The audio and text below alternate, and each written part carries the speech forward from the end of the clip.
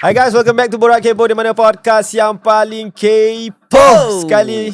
Jadi seperti biasa, sebelum kita start, kalau anda nak tengok episod-episod lepas, boleh pergi saja ke YouTube channel kami, type saja Borak Kepo dan anda boleh layan episod-episod yang lepas. Ataupun anda ingin kacau betul lah, ataupun anda ingin mendengarkan kami semasa memandu, ataupun mungkin tengah makan, tengah lipat baju ke, tak kisahlah, kita santai je. Terpulanglah korang nak dengar time bila, boleh pergi saja ke Apple Podcast ataupun Spotify, type saja Borak Kepo dan anda boleh layan episod-episod yang lepas. Rauf, 3 minggu ni aku cakap engkau tetamu kita, ya Allah, hebat-hebat semuanya. Nervous aku 3 minggu ni, kau tahu tak? Aku hampir nak kata tak ada jantung ni. yang datang semua otai-otai. Legend. Bukan setahun dua, bukan 10 tahun, bukan lebih dan 30 tahun lebih dah dalam industri ni. Orang kata engkau pun tak ada dalam perancangan keluarga lagi waktu tu. Tak lahir pun lagi. Kau tak lahir lagi, mungkin dalam bayangan je. So ini semua untuk korang lah. Harap korang terus subscribe dan tengoklah konten-konten kami yang kami buat. So tetamu kali ni pun sangat istimewa. Kesinambungan juga dengan episod yang sebelum ini. Betul. Dia orang ada hari tu kita invite band sama, walaupun beza. Tapi yang kali ni dia band lain, tapi dia orang bekerja sama sekali. Betul. So kita nak tahu daripada side dia orang pula. So kita ada siapa? Ada siapa? Kita ada Kromo in the house, guys. Ya Allah. Terima kasih bang sebab sudi datang ke podcast kami. Terima kasih jemput kami juga. Jangan nampak nervous. Nervous. Sebab kita banyak juga kita nak bertanya, kita nak tahu. Mungkin view kita, mungkin ada orang yang kenal Kromo, mungkin ada yang tidak kenal. View kita pun banyak yang mungkin ada yang muda. Ataupun yang mungkin diorang tahu tapi diorang tak tahu pun Kromo ni datang daripada mana. Tak tahu story Kromo ni datang sejarahnya daripada mana. Macam mana. Adakah diorang main lagu rock?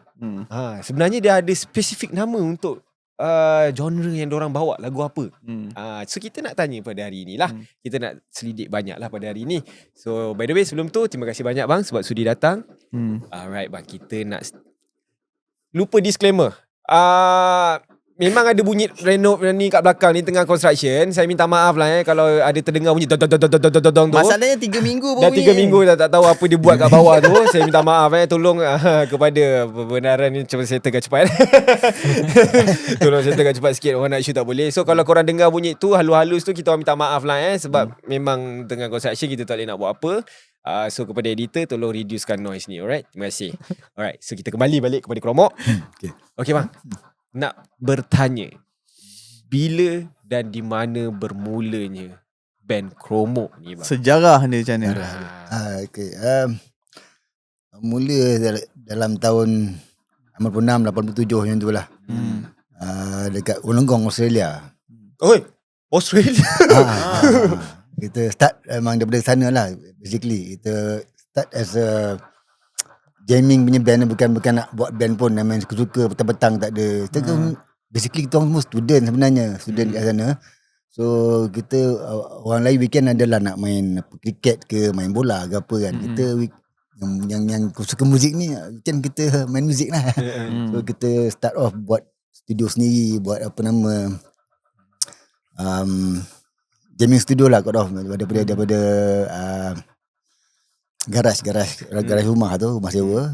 Garaj tu kita convert jadi apa nama soundproof, dan kita belilah barang-barang sikit-sikit untuk suka-suka main-main petang-petang macam tu je.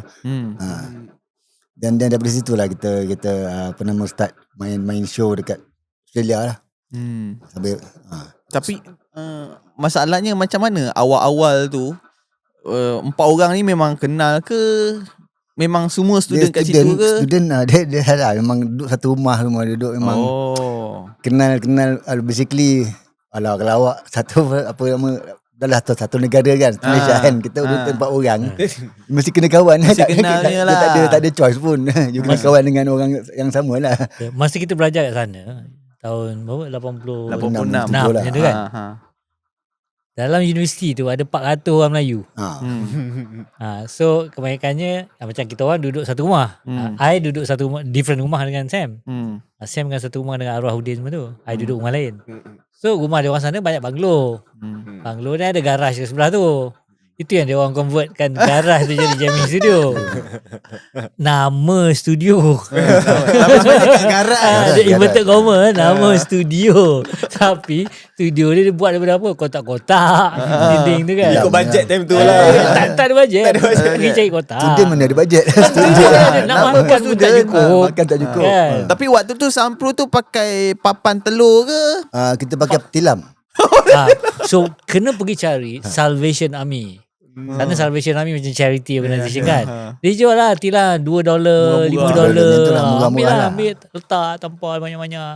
Kabut-kabut. Ha. Adalah kalau tengok gambar-gambar tu adalah. Adalah. Masih ada ya gambar-gambar Adalah tu. gambar tu dua dalam tu. Siapa bang yang kumpulkan macam jom Jom kita ah. buat Jom ah band buat. lah. Siapa yang mengumpulkan Pemula dia ni siapa? Idea siapa? Idea Arwah dia Udin. ada Arwahuddin ada seorang lagi nama dia Nick Rumzi, seorang lagi Cik Adnan nama dia. Cik Dene. Itu saya lah 4 orangnya lah yang start off lah yang start buat studio ni, start buat beli barang sikit-sikit, kumpul barang-barang jamming petang-petang ni je lah. So I selalu datang lah tengok. Dia buat jamming. Oh asalnya datang nak tengok ah. Ya, I bukan band member masa tu. Dia ada band lain apa memang ada band. Selepas dia orang dah start naik third year, fourth year tu dah sibuk sangat. So jadi banyak yang dah keluar lah. Yang keluar kan. Tinggal lah saya dengan Arwahuddin lah. Masuk Kal dengan Miji masuk. Menggantikan yang dah keluar Masa tu. tu gitaris dia ada seorang lagi nama dia Paki. Paki Mapak. dia pun keluar juga. So dia main dulu dengan Kromok dulu. Bila dia keluar baru I gantikan gitaris tu di sana. Faham. Waktu tu dah ada nama band ke atau belum lagi? Dah. Memang dah Dah kromok ada. tu lah. Awal-awal tu Kromok. memang dah kromok Apa maksud kromok tu bang sebenarnya? Mana datang? Nampak, datang? Nampak memang macam kalau nampak itik di kokak lah itik tu kan. Kan memang garing betul lah kan. Dia punya logo tu sendiri. Ni lain macam ni. Seram ni. Dulu sabit. Actually tujuan buat nama tu sebenarnya kita nak cari nama yang unik, yang orang takkan pakai punya. So we come up dengan that name lah, Kromok tu. So kita pakai lah sampai sekarang. Tu je lah. Oh, Mana memang tak ada makna pun. kromok tak ada makna pun. Tak ada. Oh. Kalau benda-benda lain mesti ada makna kan. Satu Ya, band ya. kan. There must be Jadi something kan. banyak mungkin band-band lain pun pakai. Akan penama berlapis lah. So ni Kromok tak ada. Satu je. Confirm tak ada. Confirm memang tak ada punya. Mana nak kau cari macam tu? Saya nak tanyalah, waktu berbincang nama tu kan, ada ke nama-nama pelik yang keluar selain Nama-nama kromok? lain selain kromok asalnya. Ada tapi saya tak mau cerita lah. So kita Yang tinggal tu kita yang tinggal. kaya- Yang Itu itu nama tinggalkan. dia kalau nak tahu Tut. Mungkin nama-nama lain tu tak cukup rock tak cukup ganas Tak cukup metal lah. Tak cukup metal lah. Tapi kenapa abang memilih membawa Genre ni. genre thrash metal orang panggil ni kan? Kenapa? Okay, basically masa kita start off pun saya cakap honest lah, saya memang tak saya tak start dengan genre thrash ni lah. Saya masih masa tu saya main rock, main Biasa. top 40 pop semua lah. Tak masuk thrash ni. Tapi yang 3 orang yang lain start ni. off band ni, Nick Rumzi, Cik Daniel dengan Arwahuddin, dia 3 ni semua memang thrash. Dia memang start dia dah main thrash. So bila saya join dia orang, saya kena ubah lah saya punya ni, ikut dia orang punya konsep lah. Oh, faham. Boleh tak? Mungkin ada orang tahu macam lagu rock, metal. Mungkin knowledge Thrash tu metal orang lain. tak ada kan. Mungkin orang boleh share tak? Apa bezanya macam thrash metal ni dengan genre-genre yang lain ni? Adakah dia takut orang ingat macam ini rock je lah. Ini rock je lah kan. Ini metal ke? Apa beza dia sebenarnya? Sampai sekarang I pun tak tahu. Music dia sama, alat-alatan semua sama. Cuma dia punya orang kata Dia punya kadang-kadang sound tu je. bukan sound, dia kata dia punya anger, dia punya kemarahan tu tak sama. Macam dia punya kadang-kadang dia macam kalau kata macam death metal, dia bunyi dia memang walaupun dia main slow tapi dia punya bunyi macam bunyi hantu. Dia akan lagu dia punya lirik pun dia akan ke arah kematian, benda-benda macam tu. Jadi iri menakutkan dia punya Kalau, muzik tu. kalau you Google metal kategori, dia lebih kurang 30.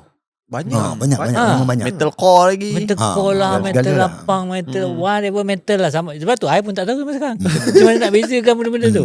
Banyak sangat Banyak sub Banyak dia. sangat sub-sub dia tu kan. Jadi itulah kalau orang tanya I pun tak tahu. Kromok ada kategori apa? I pun tak tahu. Terpulang pada korang lah nak kategoriskan apa. Yang penting music tu pergi dulu. Tapi kalau you dengar kromok dulu dengan sekarang bukan sama je genre dia kan. You boleh dengar lah identiti kromok kat situ. So, bila dah tertubuhnya kromok tu, show-show tu banyak dapat dekat sana juga. Ada kita Ada main banyak show perform tapi kat tak sana? banyak lah. Macam kata sebulan sekali, 2 bulan sekali macam tu lah. Bukan Kromok selalu. club scene dulu. Club main dekat club lah. Yeah, main kat club. Tapi macam mana boleh yang student ni boleh dapat invitation main dekat sana? Orang Malaysia pula tu. Dia tak ada invitation. Self-invite. Invite sendiri. Macam tu lah. Okay, dia scene dulu kat sana dia lain. Lain. Dia tak macam Malaysia. Okay.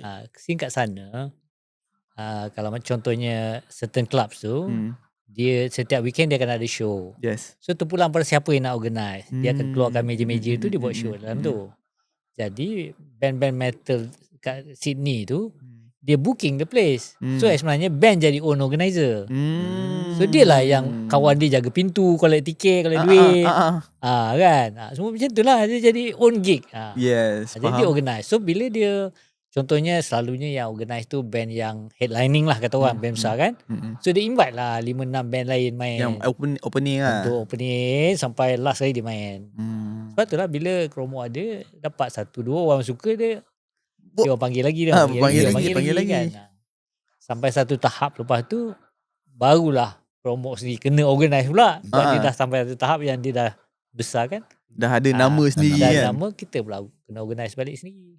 So maksudnya yang start dah ada nama tu waktu di Australia. Australia, ya. Australia lagi dah. Yeah. Waktu tu tak pernah try lagi market di Malaysia ke? Sebab Masa masa ada YouTube pun mana ada lagi. Belum lagi. Tahun tu, masa kita main club scene tu dah 90 kan.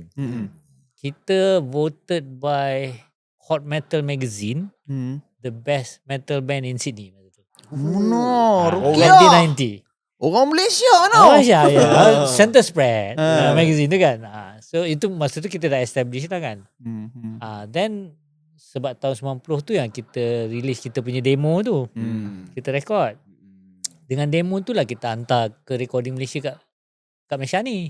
Kawan-kawan balik daripada Australia kan. Kopi hantar kat Sony ke benda ke. Apa kan try lah. kan.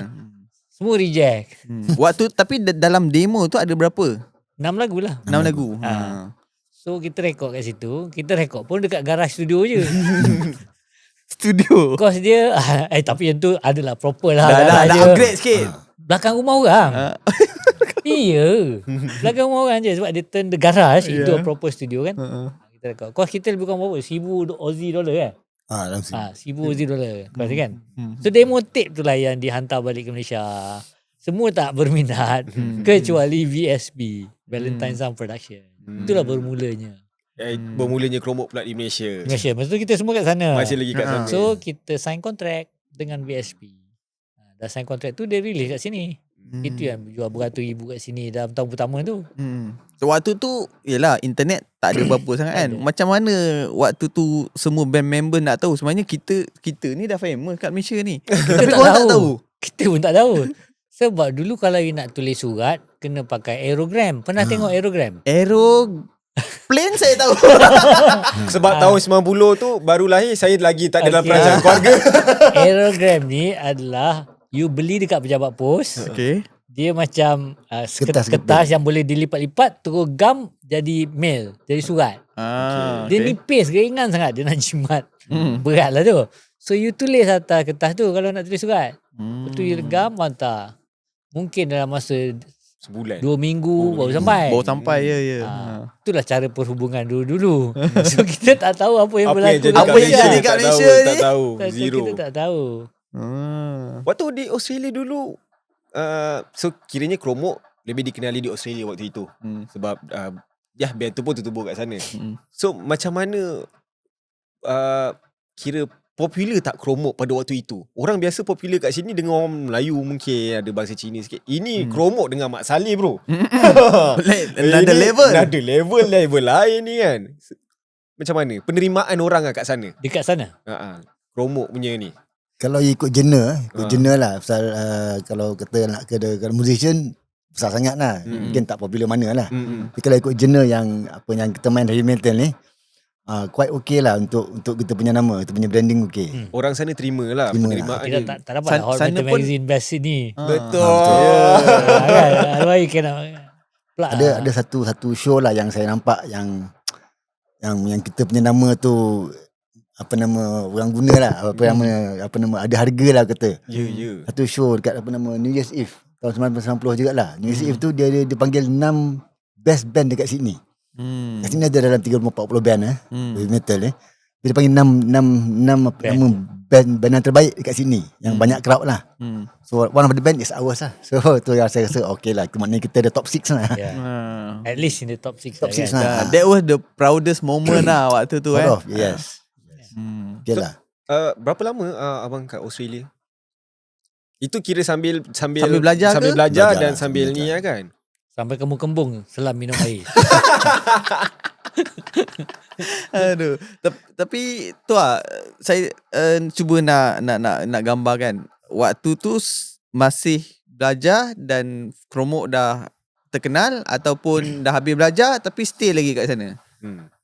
Tender. Macam mana dia ada Tak lama sangat cerita ni.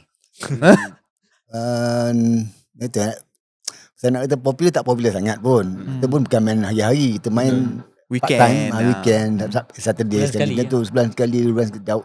Jarang sangat, ada setahun mungkin kena 3-4 kali je main pun. Jadi bukanlah kata full time apa nama Musician. Belajar pun dah habis. Dan apa nama nak tunggu balik sini pun sempat lagi 1-2 show lagi macam tu je lah. Tak adalah macam kata Lama sangat kat sana. lama sangat sana, tak adalah. Maknanya belajar pun Macam full tu time lah, lah. tak full time. Belajar. Full time full time. ni apa part time musician, part time student. Part-time student. Mampu kan marah je ni. JPA tolong jangan dengar Okay, kita dah panggil dengan before ni Abang Jo, Abang Mus dalam ni. So kita tanya juga macam mana payment dia pada waktu itu. Kan bila show, duit show. Sebab zaman tu kan main fun fair. Diorang main buffet. Main fun fair. So kat Australia kita tak tahu macam Australian mana. dollar bro. Wow, macam mana payment macam tu. Waktu tu. Kali 3 bro. Macam mana waktu tu? Lebih kurang macam payment fun fair juga. Dia dapat daripada collection, daripada collect apa nama pintu masuk tu. Dan dia bayar PE apa semua, dan balance dia Bawa balik lah. headline akan ambil lebih lah. Dan dia bagilah token lah untuk yang band opening ni. Lain. Dolar lah. Dolar lah. Boleh lah. Tapi cukup untuk isi minyak yang tu je lah. Tak adalah kata kaya raya kan. Kalau tak adanya mampu upgrade studio tu, tambah barang kan. Itu baru $1. Okay, dari segi lagu pula, siapa yang banyak terlibat untuk menghasilkan lagu? Yang buat arrangement ke apa ke. Sebab tengok abang punya band banyak instrumental. So siapa yang banyak buat idea dari segi nak buat lagu semua? Banyak. Dia kata sama-sama lah. Saya tak kata seorang yang individu, tak ada lah yang semua sama ada contribution. Masing-masing contribute Ada part dia masing-masing. lah. Faham? Susah nak cakap, nak kata particular. Susah lah. Faham? Siapa yang paling bab-bab IT, gadget ke apa nak buat semua? Buat gadget lagu lah. Baru borak tadi pasal digitalization kan. Because I minat benda-benda tu. I minat audio engineering. I pun memang certified audio engineer. Okay. I belajar kat sana audio engineering. Okay. Diploma kat sana. So Proses. kebanyakannya kalau bab IT abang yang akan Audio? uruskan lah. Audio Audio. abang uruskan lah. Kebanyakan semua teknikal lah kiranya. Benda-benda technical, it's your your job punya ni. Faham? So bila dah settle belajar, dah habis belajar, dah perform kat sana, bila pulang balik ke Malaysia, Waktu macam tu mana pula waktu tu cerita tak tahu dia? famous kan? Dah tahu juga sebab masa tu Valentine's Operation dia update lah, dia ada macam Surat. interview dengan media, tetapi cara interview dulu Ha-ha. dulu mana ada live streaming apa semua ni kan. Ya. So, macam mana tau, so kita ada seorang manager band dulu lah, yang dia volunteer jadi manager. Kita pun terima dia jadi manager. Self invite. Self invite. Tapi dia bagus. Dia ada radio station. Oh. Nama dia Vampire Records. Okay. Tapi radio station memang lagu Kromok je lah yang keluar dalam tu kebanyakannya kan. So dia ada rumah dia. Dalam rumah dia ada few bilik. Rumah dia pakai intercom. So what happened is masa nak interview dengan media tu, live ni press conference orang kat Malaysia kan. So they call daripada Malaysia, pergi call kat rumah dia tu. Sam bilik lain, aku bilik lain, Miji bilik lain lah. Dengar apa tu bercakap. That's how it is. Macam tu. Sama-sama dulu. So bila media tanya, so dia tanya kita jawab lah melalui telefon tu. Masa kita kat Australia, album kita dah jual 100,000 lebih dah pun. 100,000. Which Masa is setahun. which is yang korang tak tahu waktu tu kan? Kita tahu dapat royalty je lah lepas tu. Apa tahu. Bila duit dah masuk akaun, tiba-tiba banyak pula kat bank account ni. Ada ramai kat peminat kita ni. Banyak. Yeah. Sangat banyak. Untuk satu indie band kan. Correct. So Itu kira normal, lah. Kalau biasanya kalau macam Forever in Time tu 400,000. That kind of thing lah. So so jadi bila apa nak kata tak tahu tu, kita tahu kat sana. Cuma selepas a few months launching apa tu pun kita tahu lah kan orang terima kan. Then we decided selepas masa tu 92 je. 92 ya. So kita dah dapat title kat Sydney Best Sydney Band tu kan. Tahun 90. So after 2 years, kalau kita nak berkembang di Australia, a bit tough juga at that time. Satu, Australia ni besar. Berapa 13 kali ganda daripada Malaysia kan. Tetapi jumlah penduduk dia sama dengan Malaysia. Jadi cost nak buat apa-apa marketing memang tinggi. So we thought, okay, why not we cuba kita punya luck di Malaysia pula. Since kita dah ada tapak kat Malaysia. Ya, dah ada. Dan kita balik lah tahun 92 tu. So that's how kita balik full time. Lepas tu jadi musician. Tapi genre tu, metal tu, Dia agak niche. agak niche lah sikit kan. Macam mungkin kat sana dia orang punya biasa open, sebab diorang open. Mungkin kat sini bila dia orang dengar je macam ni, sembah syaitan ni. tak contoh ada mungkin lah kan. Mungkin orang tak tahu benda tu kan. Black metal ke ni apa semua. So macam mana awal pulang tu orang dah tahu dah promo, orang dah dengar. Tapi penerimaan bila abang balik kat sini, bila abang tengok sendiri, dia punya penerimaan tu tak besar ke, ataupun memang ada pendengar dia yang sendiri ke, atau macam mana pada waktu bila dah pulang Balik ke Malaysia. Jadi basically saya rasa kami bukan yang terawal lah. So, bila saya balik tu dah banyak dah band metal dekat sini, dekat Malaysia. Awak tengok lah apa nama FTG, apa nama even apa Blackfire, banyak Sekanas, banyak band dah wujud dah. Awal daripada kami lagi. So diorang dah establish kan that fan metal base scene. dekat Malaysia. So jadi kami balik pun dah tumpang tui lah kata. Dia punya hub dia dekat semua house kan. Betul Bawah tu. Itu memang tempat metal gig lah. Every time. Kita tahu tu pun kadang-kadang ada orang peminat hantar gambar. Kita dapat lah info sikit-sikit benda-benda macam tu kan. Bila balik Malaysia ni memang dia orang cakap semua kat situ. So scene tu memang dah ada masa kita balik. Cuma kita menyemarakkan lagi lah bila kita balik. Yelah, sebab orang akan tahu macam, dia orang daripada Australia kan. Okay bang, pada waktu tu macam abang cakap, dah ada band lain, dah ada buat gig lah ni semua. Tapi bila abang datang sini, of course lah first time kalau abang masuk gig, first time lah dekat Malaysia abang buat kan waktu itu. So abang tengok apa bezanya crowd Australia dengan crowd Malaysia pada waktu itu. Mesti ada kelainan dia. Banyak lah. Abang senyum ni macam takut lah saya nak dengar jawapannya. Tapi saya macam takut kena. Tak apa, nanti kita cut. Nanti kita cut. Okay, mana yang boleh share lah bang. Dekat Australia saya kata 90% apa nama drunk. Malaysia boleh kata 99% tak ada benda sober. Sober. Jadi tapi apa enjoyment lebih kurang lah. So kat sana kebanyakannya diorang layan lagu dalam keadaan drunk lah kan. Ya, betul. Itulah diorang punya ni enjoyment lah, enjoyment diorang lah. Lepas tu bila pula kat Malaysia ni dia dah jadi macam gig pula kan, orang lompat apa semua. Tapi kalau gig underground ni kan bang, biasa kalau kita tengok contohlah indie band ke apa, diorang mosh lah, diorang apalah, jam crowd surfing.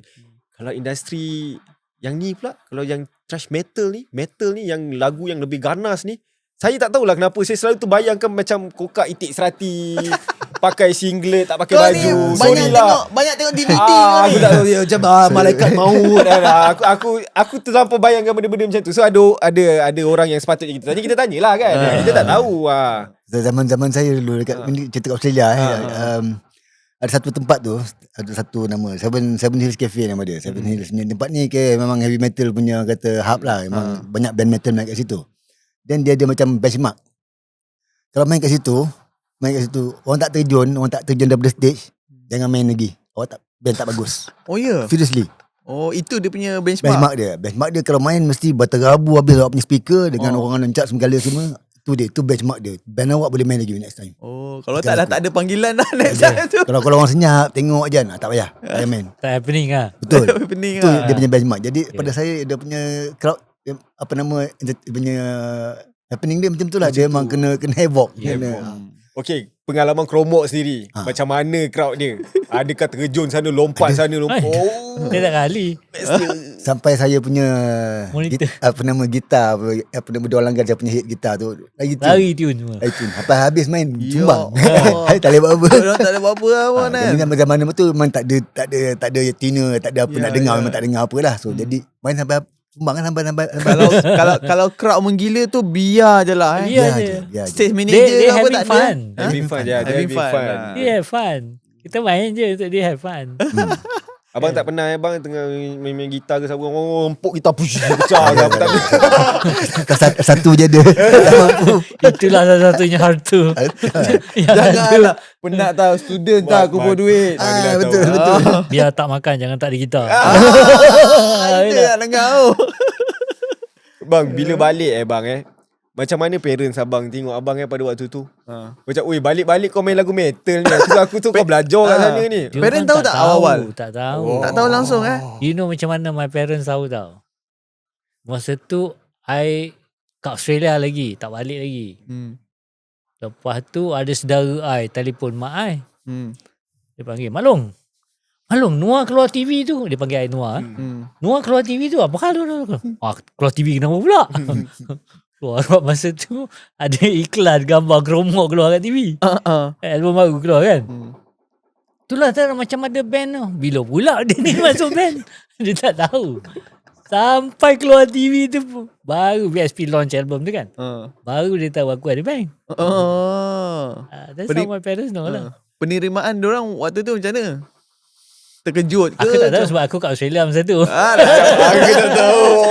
Tak lancar lah situ. I think kalau ada zaman-zaman tu kan, no parents will accept lah. Yeah, kan? of course. That time. Tapi kita jangan buat benda-benda yang tak elok tu okey lah. Balik tu bang, balik mana tu? Oh kau main band kat sana. Balik tu, my mum cakap apa tau? Kau ni tak ada baju colour lain ke? Hitam je semua. Terasa. Sebab baju I memang 99% semua hitam. Semua hitam kan. Tak ada colour lain. Dengar rambut panjang macam tu kan. Boleh nak potong rambut. Saya pun pernah kena soalan tu. Tapi kau bukan Biasalah. rockers Tapi kau bukan rockers Aku bukan metal lah. Kalau abang mungkin terkejut ke? Nak kata terkejut tak terkejut sangat pasal adik-adik saya pun ada yang dalam muzik industri. Okey.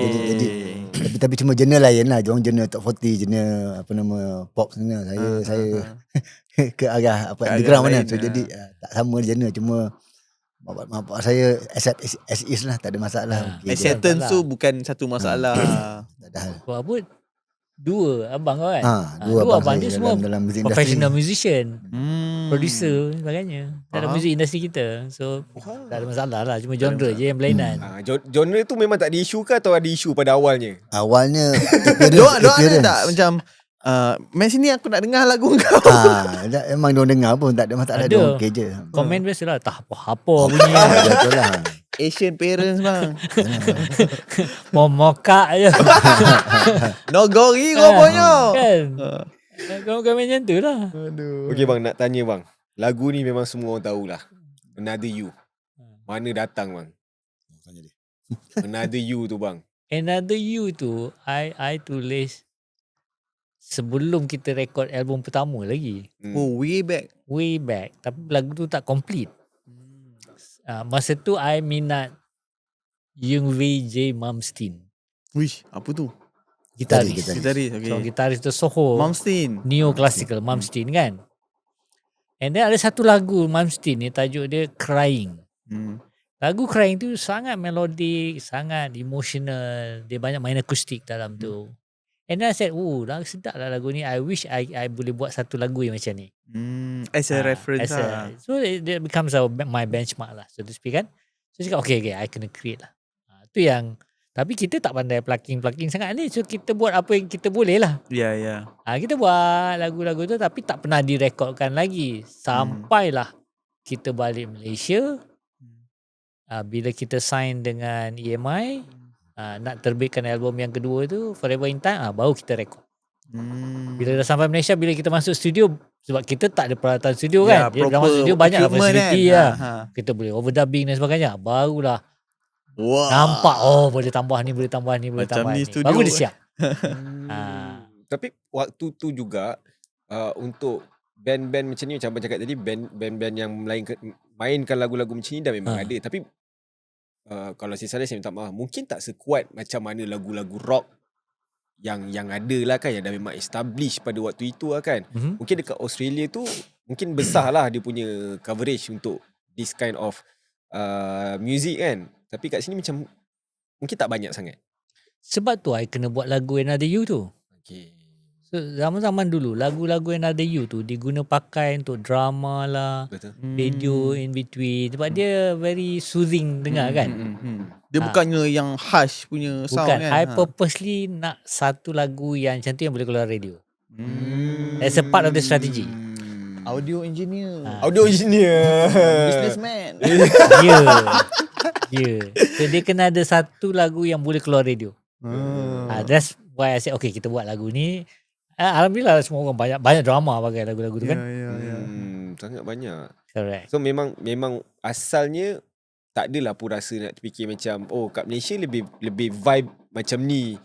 Tak ada pun terasa macam nak tukar. No. Memang stick with the plan. Kita punya prinsipal daripada dulu lagi. Kita main apa yang kita nak main lah. Kan kita bukan nak suit tu orang punya kehendak. Kalau kita main, orang ramai suka, alhamdulillah. Sebab ini barang aku, ni barang kita lah. This is me, you know. Aku rasa itu beza macam Otai punya ni style dengan style lain. Prinsip tu first lah. Yang kita borak-borak sebelum ni pun ramai cakap pasal prinsip. Apa-apa pun takkan digadaikan lah. Takkan gadai. Memang Tak juga. Bila you sign dengan kontrak dengan EMI, dengan band-band company besar ni, dia ada guideline sebenarnya. Tapi tak semua orang kena. Kami tak kena. We change the rule. We change the rule. Okay, guess. They follow them. They follow you lah. Let's say lah, I nak tanya you, Cik. Inilah benda yang dia nak tanya daripada tadi sebenarnya ni. Tolong edit aku hilang dalam video ni. Kalau aku tak boleh jawab, buang Imagine if Kromo nak buat album baru, kalau you lantik satu producer untuk Kromo album baru, siapa agaknya yang layak? Saya Ahmad Izzan Omar. Okay. Saya tak nampak sebenarnya. Saya tak nampak.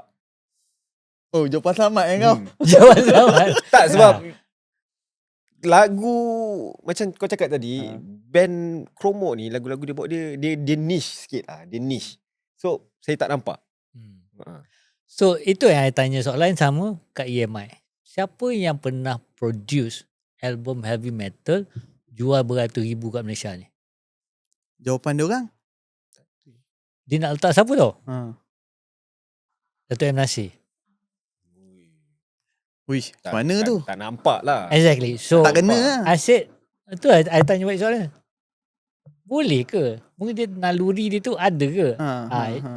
Bukan dia nak try boleh. Tapi masa tu kita tak nak buang masa, kita tak nak try. Yeah. This is not we know for what we try want. and error Tak, kan. just no try and error. Kita tahu apa kita nak. Kita cakap okay. Tak perlu. Kita produce sendiri. Dulu pun kita produce sendiri juga. Kan? Were they surprised with the result waktu tu? It's the best ever selling album. Masa tu kita sign dengan EMI. Artis EMI masa tu yang terbesar Ella. Ella nombor 1 dalam Malaysia masa tu. Dia dalam EMI nombor 1 artis in terms of sales jualan rekod. Kita dengan Forever in Time nombor 2 bawah. Kalau Ella jual 300,000, kita jual 200,000. At one time Ella 400,000, kita 300,000 macam tu lah. So memang kita second biggest artist in EMI under Ella. Sebab tu kita banyak tour dengan Ella, sebab dia satu record label. Faham? Yeah. So bila abang masuk dalam Chromok, before abang masuk paling lambat sikit lah kan, antara yang lambat sikit masuk dalam Chromok, betul kan? So lepas tu abang ambil banyak untuk menulis, untuk membuat, untuk produce. Tak, dia buat lagu tu semua lebih kurang sama-sama je. Sama-sama masa dulu lah. Sebab masa tu contohnya lah kan, tahun 90 tu kan, masa gitaris Mak Pak tu dia keluar tak nak main dah. So Sam, dia orang tengah cari lah siapa gitaris yang nak boleh ganti ni. Kalau you tengok kan dari segi strateginya, you dekat negara Mat Saleh, kebanyakannya performer bands itu mesti nak blonde. Sebab satu blonde is hot. Right? Blonde. Tiba-tiba ada pula satu band ni semua rambut hitam. Nampak tu So daripada segi visualnya, Chromok dah different dah. Alright. Faham? Then bila Chromok main lagu Lek Mayang dan sebagainya, dia orang dengar macam lagu hantu dia. Dia biasa je, tapi pada dia orang lain. It is something new to new to them. Yes, Sebab tu membuatkan Chromok senang diterima di sana, sebab we are different visually dengan musically. So kalau nak ganti, takkan nak ganti Mat Saleh. Ya, betul. Tak kena lah. Dah lari lah dia punya look and yeah. feel tu lah. Bukan Malaysia lah maknanya kan. Kita nak Malaysian tu. Dulu kat sana I dah ada band I sendiri. I main kat club lah, tapi main top 40 apa semua lah. I ada band lain. Oh, ada band lain? Ada band lain. Lepas tu abang pindah Chromok. Band lain tu I main kat club tu, I punya musician seorang Greek, seorang Italian, seorang campur-campur. Bukan band Melayu. Ini pure Malaysian. Ini pure Malaysian. Tapi masa dia orang touring tu, main dekat club tu, I ikut lah jadi kru ke apa kan. Faham. So bila gitaris tu keluar, dia nak maintain Melayu punya identity. So That's how you come in. That's how, okay, I nampak. Tapi kena be serious about it lah. Kalau setakat nak main kat club je, I said, I pun ada band nak main kat club. Tapi I nampak Chromok boleh pergi jauh. Tu yang kita sit down, okay. First step, kena buat demo. Kan? Lepas tu kena hantar demo tu, maybe we get sign up dengan label. Tapi nak record demo, mesti ada equipment yang bagus sikit. So that's why lepas tu beli drum, I beli gadget sikit, dan kita record demo sikit. Kumpul duit sikit-sikit lah. Kumpul duit sikit lah, kerja weekend, kerja waktu summer, holidays. Invest balik lah, lepas tu ya. Tak makan tak apa, janji barang ada. So, band abang sebelum ni tak rasa macam kau betray aku ni? No, it's a fun, man. Anybody can replace. Kalau setakat top 40 tu, anybody can replace. So, no big deal. Macam Abang Sam lead singer kan? Untuk vokal. So macam mana abang memaintainkan kan, maintainkan suara abang? Adakah minum air asam boy saja macam mana ke? Sebab bila dengar suara abang kat dalam ni nampak macam comel-comel je. Kan belum nyanyi lagi. Kau kena tengok dia naik shape. Kalau dia nyanyi memang bagi aku itik sekarang. Bagi aku itik, nak kokak itik tu. Macam mana bang? Betul, pasal masa saya kat sana, genre yang kita main is metal trash tu. Saya kena adapt to that vocal punya capabilities lah. Dia pun tak erti juga, tapi create sendiri lah. Dia proses lah. Takes time juga lah. Takes time lah. Dia kalau untuk lagu-lagu macam ni bang, heavy macam ni kan, dia memang suara tu, adakah suara kita sendiri ke atau dia ada suara perut ke, suara garau? Saya pun tak tahu orang macam mana orang lain lah, tapi saya punya memang sendiri punya lah. Macam tu lah. Pandai memang. Dia tak boleh. Environment dia tak kena. Environment tak kena. Korang tak jam. Korang tak lompat, korang tak terkejut. Tak boleh. Dia kena vibe tu kena. Environment dia kena kan. Korang kena suara tu terkejut. automatic keluar. Aduh, benda tu keluar. Ini muzik lain belakang ni. Okay bang, nak tanya abang pula. Macam abang cakap tadi, bila abang buat daripada dekat garage, barang pun tak ada. Lepas tu pergi dekat EMI, dah start ada barang. So zaman sekarang ni pula dengan ada AI, orang siapa-siapa boleh buat lagu. Siapa-siapa boleh jadi producer. Orang jual kereta pun boleh buat lagu kan, untuk marketing. So abang tengok dulu sekarang macam mana bang? Beza dan dah develop banyak kan AI. Dia kalau nak ikutkan teknologi sekarang sepatutnya lagi memudahkan orang berkarya. Okay. Kan dulu kalau macam kita nak rekod, macam kalau contohnya solo lagu yang ada harmoni gitar. I tak tahulah kalau you tahu. Dulu ada mini compo yang ada 2 kaset tu. Tak tahu lah tu. Tak tahu. Masih lagi dalam perancangan keluarga. Kami tak wujud lagi. Imagine kaset. Okay. Ada mini compo tu, ada kaset. Ada satu tape kan. Dia main tape tu, kaset tu dia dengar lagu kan. Sebelah dia ada lagi satu tempat untuk masuk kaset lain juga. Yang ni yang untuk kopi yang the first one tu. Betul. betul. Satu play, satu rekod. Ya. okay. So, apa yang I buat, main track situ, masuk gitar, rekod kat situ. So, main on top. Macam overdubbing lah. Okay. Lepas Tapi tu satu track lah. lepas tu pusingkan balik. Betul, pusing masuk sini balik, rekod lagi sekali. Macam tu lah kalau nak. Tu dulu susah. Sekarang Susah dah tu. ada digital audio workstation, Tekan-tekan je. AI.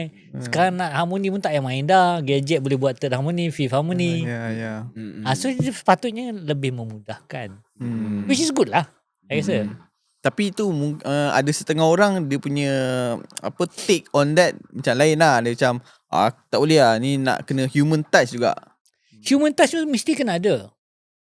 Human touch tu dari segi you punya emotion, dari segi you punya penyampaian. Tapi teknologi ni dari segi pemprosesan. Dia dua yang berlainan. Tapi janganlah kita buat pakai AI, lepas tu kita claim kita buat 100%. Tak boleh yang claim itu tak dekat boleh MSCP lah. Kan? Sebab tu sekarang ni dia ada macam Spotify untuk AI je. Dia kena declare benda tu AI. Kan? Dia tak boleh samakan dengan creation lain-lain. Tapi kalau setakat nak buat muzik biasa ni enjoyment, buat je lah. Tapi Memudahkan. abang tak rasa ke kalau dengan digital sekarang ni, dengan ada AI ni, macam audience pun pelik juga kadang-kadang kan, sebab dia orang suka lagu-lagu yang AI ni buat. Tapi untuk producer ni pula, diorang buat lagu, diorang tulis lagu, tapi support diorang tak dapat sama macam mana AI yang buat lagu. So tak rasa ke macam this kind of modern ni macam membunuh juga at the same time ke? Ataupun Okay. Kalau nak cerita pasal modernization lah. kita masuk deep sikit, let's go. Modernization. Yes, That's the word. Dulu, masa kita promote konsert, Okay. kita hanya ada 3 channel TV. TV1, TV3. Kita hanya ada Radio. bukan 3 suara khabar je. Melayu, Cina, Inggeris. Senang kan? Sekarang dah banyak-banyak kan? Dulu, kita pergi tampal poster kat pokok. Aku, poster tu. Oh, Kromok pun buat juga Ya, zaman-zaman dulu mana ada. Kalau dekat Felda tu kan banyak pokok getah. Tampal Paku lah kat situ. Lepas tu ada satu van. Lepas tu dia ada corong macam kat masjid tu. Dia tahu. Buat Datanglah announcement. beramai-ramai. Malam ini Kromo dan Ella 28 hari bulan 8 malam. Saya dengan tu kampung lah. Satu kampung pusing. Satu Felda tu dia pusing. Itu zaman dulu. No choice. Yes. Tapi lepas tu dia dah masuk, ada online, ada surat khabar, boleh print kan. Magazine. Dulu kalau buat billboard, you pakai apa? You pakai orang lukis, panggung wayang. Ya, okey, panggung wayang Panggung orang lukis. lukis. Betul. Lepas tu datanglah software Adobe, digital print. Ya, Sekarang AI 10 minit siap. betul. Sekarang pun boleh buat. Kan? Kan? Prom je. So siapa yang kehilangan kerja in that sense? Designer Designer, ya. Yes. dan pelukis. Yes. Dia orang kena berubah lah, because teknologi takkan berubah. Macam orang insurans dulu. Dulu kita bagi ejen nak renew license. Sekarang digital apply tu online, Online habis je lah, 10 minit je. Kita buang orang tengah tu. Orang direct tengah terus. tu kebanyakan dah tak ada. So sekarang ni dalam music industry pun akan terkesan juga. Okay. Tetapi producer dan sebagainya kena tengoklah. Kalau dulu dia boleh buat satu lagu tu seminggu, mungkin dia boleh buat 3 sekarang. Yeah. Lagi So cepat. you have to be more productive dengan tools apa yang ada lah. Kalau tidak, you akan ketinggalan lah. Ya. Kalau tak orang lain dah keluar, Ya. kita masih kat situ. Sama lagi. juga dengan copywriting. Copywriter sekarang dah tak boleh cek makan sebab dah ada apa? Dah ada AI, Dah ada ChatGPT. Bagi tahu je, Bagi prompt tahu je. aku nak nyanyi. Boleh tak buat copywriting sikit? Buat lah. Seminit je, siap. Lepas tu tinggal ubah sikit-sikit. So copywriting kalau nak charge boleh, tapi dia boleh buat banyak kerja dalam masa yang tertentu tu lebih banyak. Mungkin 10 kali ganda dia boleh buat. Okay. So dia akan terkesan juga. So siapa yang terlibat di dalam industri tu, dia kena cari jalan menambah ilmu untuk bahagian lain. Ataupun masih berada di takut lama dan ditinggalkan, ataupun berubah dan you gain another income lah. No choice. It's technology, evolution. You kena still maintain relevant lah kat dalam Kena industri. relevant tu kena ada. Sama ada you buat lebih banyak untuk orang lain. Kan kalau dulu cakap alah ini 10 minit je lu buat. Kan? Maknanya dia kena buat 10 minit. You boleh, mungkin charge tu dia tak akan bayar mahal, tapi you boleh buat banyak. So then the competition become high lah kan. Itu masalah je. Jadi lama-lama dia akan kurang lah dalam industri tu. Tapi macam mana nak untuk as a client kan, you nak pilih the best quality daripada segi benda-benda macam tu. Macam mana nak nilaikan benda tu? You kena test dia orang, you kena tengok dia punya CV, cara pemilihan dia orang tu lah, recommendation, benda-benda macam tu. Kena tengok. Kalau untuk Chromok pula, adakah Chromok sendiri ikut juga peredaran ni dalam menghasilkan lagu-lagu untuk sekarang? Ya, contohnya macam dalam praktis kita pun, kita buka komputer mesti door, multi-track, kita kan, okay, kita berarti dengar balik. Ini tak betul lah kita buat ni, record balik. Tapi kita tak ada record the whole song, kita record ni je. Lepas tu balik aku join. Part-part mana yang part mana kita nak, kita join balik, and then besok I bagi kat dia orang. Okay, this is the revised version. Kalau dulu aku kena praktis sampai betul semua. Ya dulu punya ni kena, ya ini gitar satu habiskan, ni habiskan. Dulu kalau kita rekod pakai 2-inch tape, kan yang studer apa semua kan. Kalau salah, berani potong. I engineer tak berani tak potong 2-inch tape tu. Kalau salah potong, kena re-record the whole thing. Itu dah another cost lah. Yeah, sebab tu kita dulu rekod kalau boleh sama one take je. Satu lagu tu one take. Ada banyak pun 2 take kalau ada stop-stop. So Chromok pun ikut jugalah Kita- peredaran ni kita kan, ubah. untuk memudahkan. Sebab dia memudahkan. Kan? Maksudnya you guys don't think yang benda ni mengurangkan daripada segi kualiti ke apa ke? Tak ada lah. Dia sebenarnya menambah Menyenangkan kerja. Dulu Menyenangkan kalau kerja. nak recording you kena pergi studio. Sekarang sudah kat kat rumah. rumah. Buat kat rumah aja. Saya buat lagu kan. You hantar kat orang. Ah. You hantar. Apa kata Sam? Sam kau masuk baseline sikit. Masuk Dia baseline pun hantar. macam, okay, Kita nah, pergi track. tak jumpa dia pun. Tak Tak pernah jumpa jumpa dia. pun. Dia hantar WhatsApp je. Yes. Betul. Mungkin seorang contoh dia tengah buat, member seorang tengah makan, tengok movie dulu ke. Betul. Ya. Lepas tu Dah boleh settle tu sambung. kan. Sambung. Okay. Sebab yalah kita pun kadang tengok dekat social media, ada juga producer-producer yang macam Cakap dia ada lah bagi pendapat dia yang mengatakan macam support lah kita orang yang memang buat lagu betul. Kenapa AI ni ada, kan, dia macam Tak betul kalau Ya, dia- tapi Ah. kan tanya saya pun dengan dia sama lagi, kita masih buat lagi, produce lagi Ya. lagu. Cuma kita gunakan as a tools. Yes. Yeah, proses Digital, tu menyenangkan. proses dia menyenangkan. bukan menggantikan Bukan 100%. menggantikan kita main creativity still tu, main tak. kita still buat lagu, kita punya idea sendiri, tapi kita gunakan tools yang ada untuk mempercepatkan kita punya kerja. Kalau dulu saya ambil setahun buat nak buat selagu, sekarang ambil 2 minggu untuk Right. Mudah lah. zat yang sama. Mudah. Lagi mudah. So aku boleh buat lagu lepas ni? Boleh. Boleh. Lagu tema kan. Kau ni memang pantang dia bagi peluang tau. Benda dah idea dah dapat. betul. Abang dah bagi idea. Kita buat je lah. Kita cubalah. Contoh lagi lah, kita akan riliskan kita punya muzik video lagu baru ni. Hari Senin ni. Hari Isnin ni. Dengan press conference kita kan. I cakap dengan dia orang, kita ni mana ada masa nak rekod muzik video ni. Nak shoot MV ni. Nak shoot lah, ambil mana lighting, pergi sewa tempat. Ya, Production lah. ni. Macam mana, apa kita boleh buat? Pakai AI. So that music video semua AI. 100%. 100%. Kita tak ada shoot apa benda pun. Faham? Dah siap bang? Dah. Abang tengok macam mana bang? Sebab yelah kalau nak dibandingkan, contohlah dalam shooting kan, kalau lagu saya abang cakap macam tadi kan, contoh macam dalam shooting, kadang-kadang human touch tu lagi best daripada AI. Tapi bila abang tengok sendiri, bila music video tu dah dihasilkan, dah jadi daripada AI, abang tengok macam mana? Benda tu takkan pernah perfect. Okay. Sebab benda AI ni pun still dalam early stage, experimentation. Betul. Apa yang I nak tengok ialah apa AI boleh buat. I see. Kemampuan AI tu. dan kepakaran talent kita yang ada. Kalau lah itu je yang dia termampu buat, itulah tahap kita.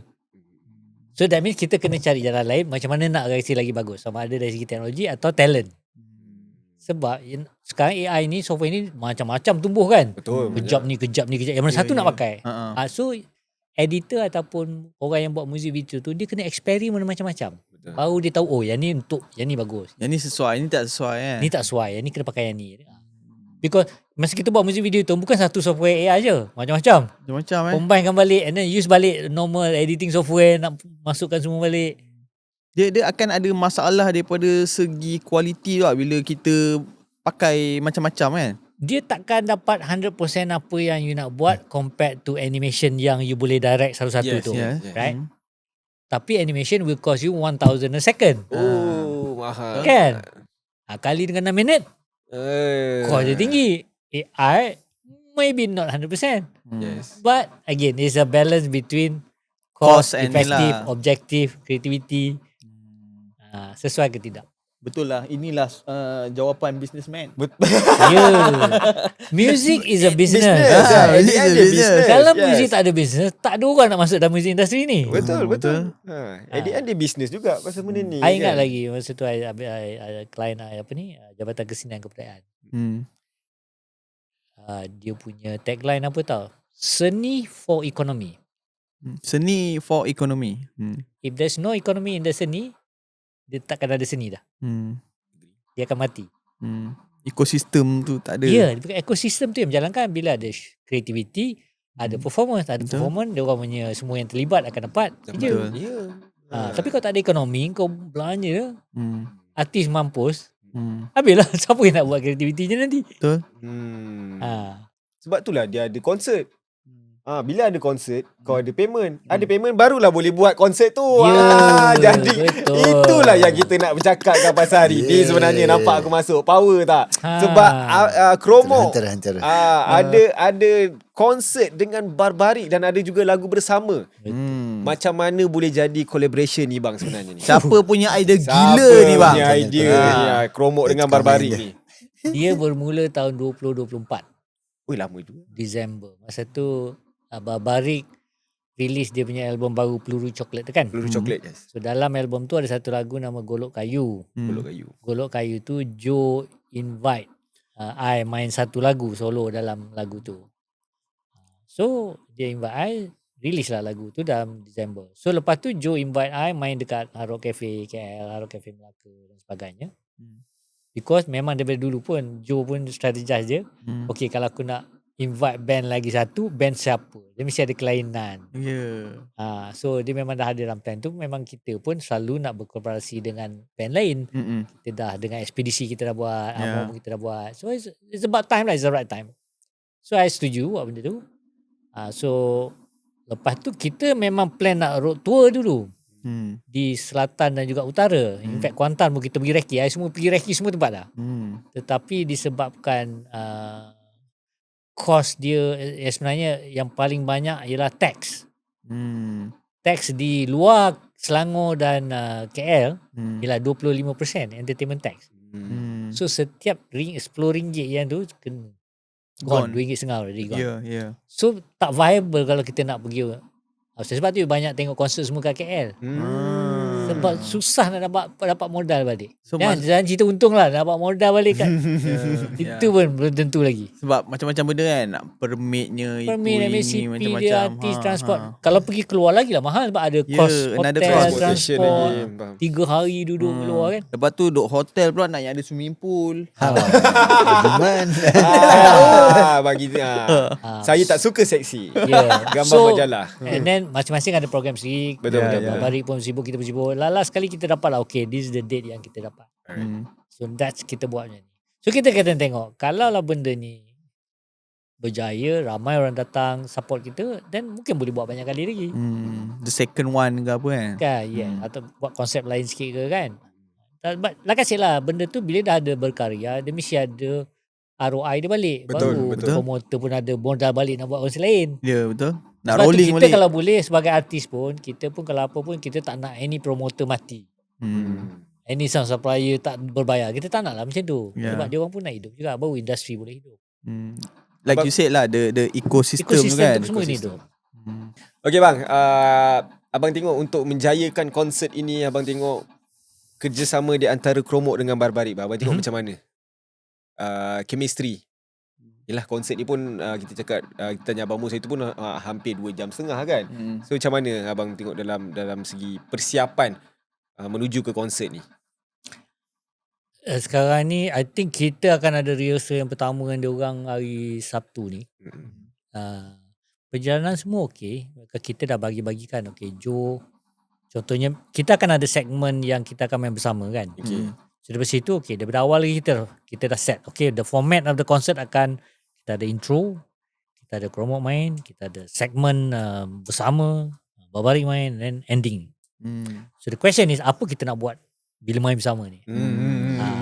So I discuss lah dengan Joe. Kebanyakannya dulu initial discussion banyak yang terlibat dulu. Kita nak tentukan dia punya arah tu. Apa yang kita nak buat? Direction apa konsep, tu macam apa mana direction dia. Once dah dapat tu baru kita boleh panggil musician lain kan. Once kita dah discuss dengan Joe, okay, kita akan adakan konsep tribute to one of the legends kat Malaysia ni. Kita mainkan lagu dia orang. Okay, then music arrangement. Joe itu dia buat one of the songs.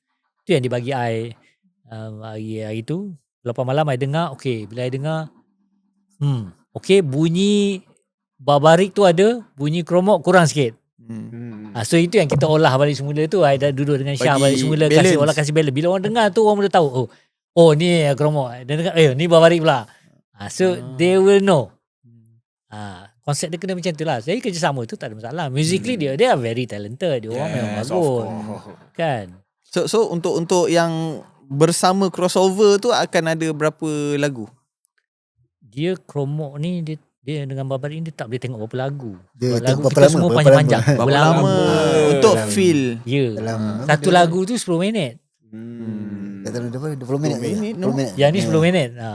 Yang satu lagu ni 10 minit. Ada satu lagu kita kebanyakannya 5-6 minit. Tu yang susah nak keluar radio. I kena buat radio edit. Yelah lagu radio kena bawah 3 minit. 3,5 minit. Macam mana bang? I punya solo je dah 2 minit. Kan? Baru nak masuk Baru feel. nak feel. Dah habis dah. So nanti untuk konsert nanti akan ada session Kromok saja, akan ada Barbaric saja, betul kan? So untuk Kromok punya session saja nanti apa yang abang boleh janjikan? Mungkin kita tak tahulah kan, mungkin ada gimmick-gimmick ke, abang terbang ke apa ke. Sebab nak tak nak diorang kena lompat. Itu menandakan show tu ni. Aku expect ada itik yang itik akan dikobankan. tu. Tolong siapa pengusaha itik sponsor podcast kami. Ada tak abang maksudnya mungkin ada benda-benda yang special ke yang abang akan sajikan, ataupun ada arrangement music yang mungkin diorang tak pernah dengar pun before ni, diorang akan dengar dekat konsert ni saja nanti. Tanpa Itulah bagi jawapannya. spoiler. Tanpa bagi jawapannya. Itu jawapannya. No. Kita akan release kita punya music video tu hari Senin ni. Alright. Lagu tu akan dimainkan live. Dan lagu tu akan ada extended version. Eksklusif waktu Eksklusif tu saja. Waktu tu je extended version. Kalau waktu show ni memang kita banyak extended version. Certain thing. Satu kan. Dan kita juga akan main lagu lama yang jarang dimain. Yang konsert-konsert lain kita orang tak pernah dengar lah kayaknya. Dan satu lagi kita akan mainkan satu lagu baru Kromok juga. Tak release mana-mana. Hanya Waktu kat show je. Waktu tu je. So Alright. siapa yang datang tu sangat Siapa yang beruntung datang lah. je dapat layan. Okay. Correct. Aku tak sabar ni. Abang macam That's something abang new. last abang pula persiapan abang, macam mana abang jaga suara ni, nak nyanyi ni? Okey bang semua okey? Cakap ni okey lah. Alhamdulillah, Tak ada masalah. Okey. Tak ada menjerit-jerit, tak boleh manalah tahu kat rumah jangan tak cakap sangat dengan orang ke apa, tak, jaga suara. Tak boleh makan. Yang penting minum air semua. Okey bang, sebelum kita habis boleh tak abang buat promo sikit dekat kamera di mana konsert tu akan berlangsungkan, mana diorang nak dapat tiket di kamera tu bang, untuk promo sikit. Okay, datang. Siapa nak pergi tengok Kromok? Konsert Black on White. Hitam atau putih, atau di antara firasatnya ialah yin and yang. Black on White. Konsert Black on White, Kromok Barbaric, the only time, first time ever, dan takkan diulang lagi. 27 Jun, Ideal Live, PJ Selangor. Pukul 8 malam. Lambat, nasib. You all miss. So korang boleh dapatkan tiket dekat Dapatkan tiket Fantopia. dekat fantopia.io ataupun myartist.com. Yes, dapatkan cepat guys, sebab tiket sangat laju tengah jual sekarang ni. Korang kena dapatkan cepat. Dan jangan lupa 27 Jun 2026 Chromok Barbaric Black on White Yin Yang. Dapatkan cepat, alright? Dan kepada orang di belakang kamera saya tu, tolong dapatkan saya PAS Media. Tolong Jangan dapatkan lupa, saya kan PAS Media sebab PAS saya Media. nak tengok. Aku tak sabar nak tengok yang tengah-tengah tu macam mana. Betul. Aku sebenarnya tak sabar nak dengar suara abang yang sebenarnya. Dekat sini dia macam biasa-biasa kan. Dan itu bau. Memang kalau betul ada orang pengusaha itik yang nak sponsor saya bawa itik tu pergi sana. Itik hidup. Dia depan tu dikokak kan je. Okay guys, jangan lupa dapat. By the way bang, terima kasih so much bang sebab sudi datang share banyak benda dengan kami. Sangat best dan good luck bang nanti untuk konsert pada 27. Terima kasih banyak. Terima kasih jemput kami juga. Yes, dan berharapnya berjaya dengan megahnya. InsyaAllah. Amin. Amin. Jadi, kita jumpa di Borak Kepo yang akan datang. Bye. Training. Aku training untuk 27 Jun nanti. Lagi sekali.